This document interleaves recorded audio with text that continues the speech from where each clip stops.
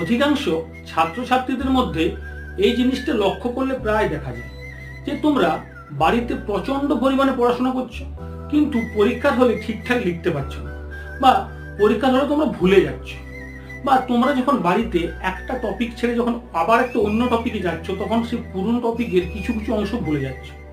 যাদের এই সমস্যাগুলো হয় তাদের উদ্দেশ্যে আজকে কিছু ট্রিক্স রয়েছে, তোমরা ট্রিক্সটা অবশ্যই কাজে লাগাও। তোমরা বাড়িতে যে নোটটা পড়ছো তোমরা সেই নোটটাকে পড়ার পর অবশ্যই খাতায় লেখা অভ্যাস করো। খাতায় লিখলে দেখবে তোমাদের অবশ্যই মনে থাকবে। টপিকটা যে পড়ছো টপিকের আগে কনসেপ্ট বা ধারণাকে ক্লিয়ার করে নাও। কনসেপ্ট বা ধারণা ক্লিয়ার করলে তোমরা ভুলবে না, পরীক্ষা তোমাদের ভালো হবে, পরীক্ষা তোমাদের অনেক বেশি নাম্বার আসবে।